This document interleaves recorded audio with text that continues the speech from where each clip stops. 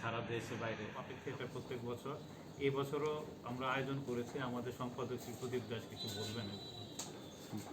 প্রথমেই যে কথাটা বলা, আপনারা অনেক কাজের ব্যস্ততার মাঝে আমাদের এখানে উপস্থিত হয়েছেন, তার জন্য ত্রিপুরা পাপেট থিয়েটার আপনাদের অসংখ্য ধন্যবাদ এবং আমরা কৃতজ্ঞতা প্রকাশ করছি যে আপনাদের মূল্যবান সময় বের করে এখানে এসেছে।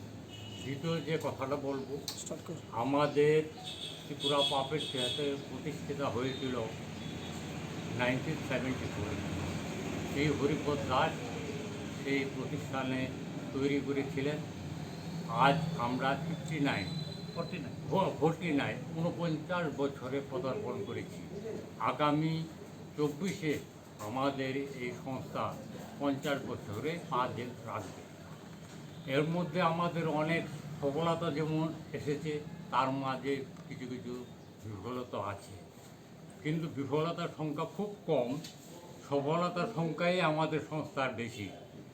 যার মধ্যে আমাদের মধ্যে দুজন সঙ্গীত নাটক একাডেমি পুরস্কার পেয়েছে। একজন কবিতাংশু দাস একাডেমি অ্যাওয়ার্ডি পুতুল নাচের জন্য।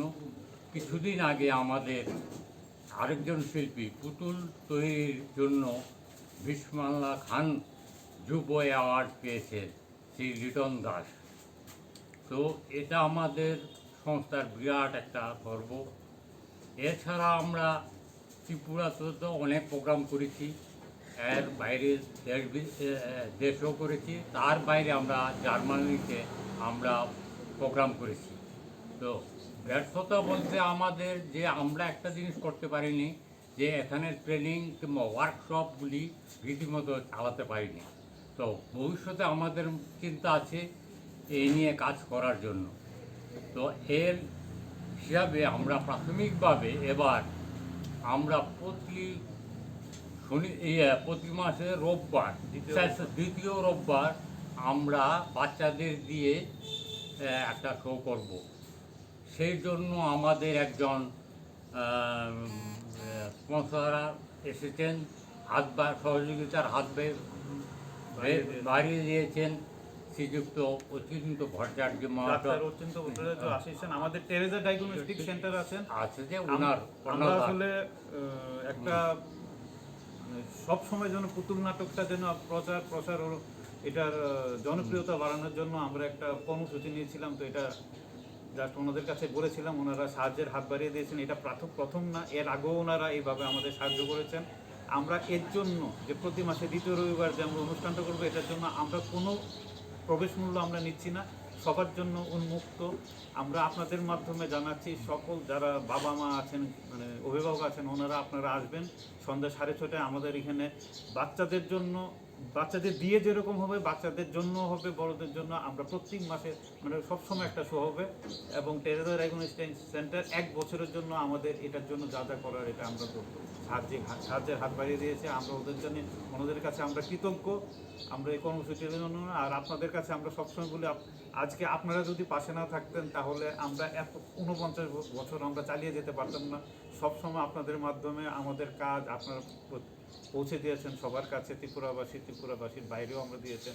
আমরা কোভিডের সময় অনেক কিছু আমরা করেছি, আপনারা সবসময় আমাদের পাশে থেকেছেন। আজকে যে ছোট অনুষ্ঠানটা আপনারা দেখলেন, এই 3 খুদে বা শিশু আমাদের ত্রিপুরা পাপেট থিয়েটার, আমরা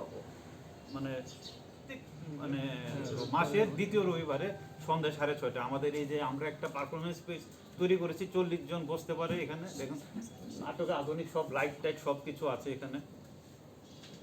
এই যে 24 তারিখ যে করবেন না, প্রত্যেক মাসে দ্বিতীয় রবিবার 50তম যে বর্ষরে এটা 24-এ আমরা একটা বড় একটা কর্মসূচি নিয়েছি, জাতীয় আন্তর্জাতিক মানের একটা উৎসব করব সারা দেশের যে বিশিষ্ট। এটা আমাদের একটা ইচ্ছা আছে ভবিষ্যতে, আগামী বছর 2024-এ একটা আন্তর্জাতিক পাপেট উৎসব, যেটা আমরা জাতীয় উৎসব করেছি ত্রিপুরাতে, আগরতলাতে, কিন্তু আন্তর্জাতিক উৎসব করিনি। তো আমাদের একটা ইচ্ছা আছে, যদি ত্রিপুরাবাসী আমাদের সাহায্যে হাত বাড়িয়ে দেন, অবশ্যই আশা করি আপনারা যদি থাকেন আমরা এটা করতে পারবো। কিছু বলার আছে, এখানে কতজন বইতে 40 জন বসতে পারে। আমরা বেশি বাচ্চাদের আমরাও কোনোদিন পয়সা দিয়ে শিখিনি, আমরা আমাদের নিজস্ব চর্চা দিয়ে শিখেছি। কারণ কাউকে শিশুদের বা যাই হোক আমরা পয়সার বিনিময়ে শিক্ষা দেবো, একটা শিল্প, আমরা চাই না এটা যে পয়সার বিনিময়ে কোনো শিক্ষা হয়। তো আমরা চাই যেন এটা আপনাদের মাধ্যমে এবং আপনাদের সহযোগিতা না করলে এই প্রচেষ্টা আমাদের রাজ্যের যে ঐতিহ্য আছে পুতুল নাটকের, পুতুল নাচে, এটা পৌঁছে যাক, ছড়িয়ে যাক রাজ্যে এবং রাজ্যের বাইরে, সারা দেশে বাইরে। এটা আমরা এই কামনা পাপেট্রি।